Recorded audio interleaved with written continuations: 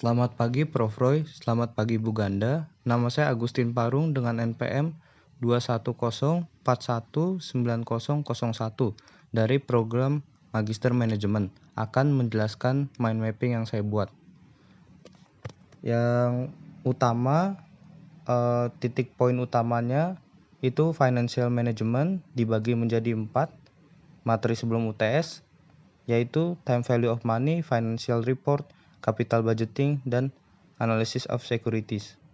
Yang pertama kita bahas adalah time value of money. Ini secara sederhana adalah uang yang kita terima sekarang dengan jumlah yang sama lebih berharga nilainya di masa depan. Time value of money adalah sebuah konsep kalkulasi nilai uang berdasarkan waktu. Konsep ini diterapkan karena nilai nominal uang pada saat ini dapat berbeda dengan nilai nominal uang di masa yang akan datang. Dengan kata lain, hal ini waktu berubah menjadi fungsi uang. Salah satu penyebab dari pengurangan nilai uang di masa depan mendatang adalah inflasi atau kenaikan biaya. Nah, time value of money ini sendiri dibagi menjadi present dan future value. Setelah itu kita akan membicarakan financial report, di mana di sini saya menaruh balance sheet, income statement, cash flow, statement of equity. Pada financial report memiliki sifat yang fleksibel, di mana tujuannya itu menyediakan informasi yang berguna pada investor, memberikan informasi tentang sumber daya ekonomi, dan menaksir arus kas yang masuk pada perusahaan. Setelah financial report, saya akan membahas tentang analysis of securities, di mana ini bisa diklasifikasikan ke dalam instrumen ekuitas atau saham, instrumen utang, obligasi, derivitas, opsi, atau hibrida, obligasi konversi. Mempertimbangkan sifat sekuritas, analisis sekuritas secara luas dapat dilakukan dengan menggunakan 3 metode. Yang pertama, analisis fundamental, di mana analisis sekuritas ini adalah prosedur evaluasi sekuritas, di mana tujuan utamanya adalah menghitung nilai intrinsik suatu saham. Yang kedua ada analisis teknis. Jenis analisis keamanan ini adalah teknik peramalan harga yang hanya mempertimbangkan harga historis, volume perdagangan, dan tren industri untuk memprediksi kinerja keamanan di masa depan. Terus teknik yang ketiga ada analisis kuantitatif. Jenis analisis keamanan ini adalah metodologi pendukung untuk analisis fundamental dan teknis yang mengevaluasi kinerja historis saham melalui perhitungan rasio keuangan dasar, misalnya laba per saham.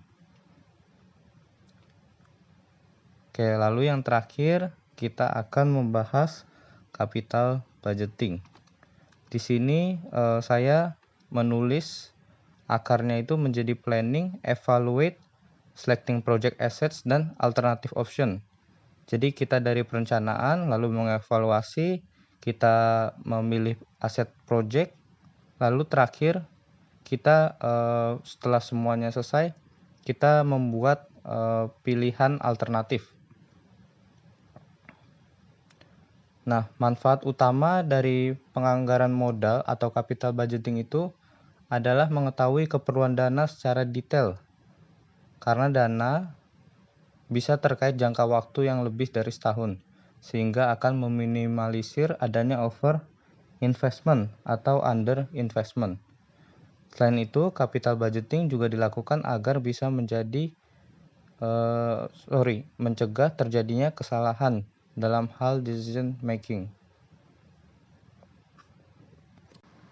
Untuk tahapan capital budgeting sendiri itu bisa dibagi 8 dari 4 akar yang saya buat di mind map saya. Pertama itu bisa menjadi memberikan ide pada suatu proyek. Terus yang kedua kita bisa menentukan biaya proyek. Ketiga, pada manajemen harus dapat menentukan struktur modal. 4, manajemen akan menentukan biaya modal. Terus 5, manajemen akan memperkirakan cash flow yang diharapkan dari proyek. 6. Mengestimasikan resiko cash flow. 7. Dengan menerapkan nilai mata uang, cash flow yang masuk dapat diharapkan digunakan untuk memperkirakan nilai properti. Terus yang ke-8, penilaian kelayakan proyek atau investasi dengan cara mempertimbangkan nilai saat ini dari cash flow yang diharapkan dibandingkan dengan biaya. Oke, manfaat dari capital budgeting itu seperti yang dibicarakan di awal adalah kita dapat melihat anggaran dalam kurun satu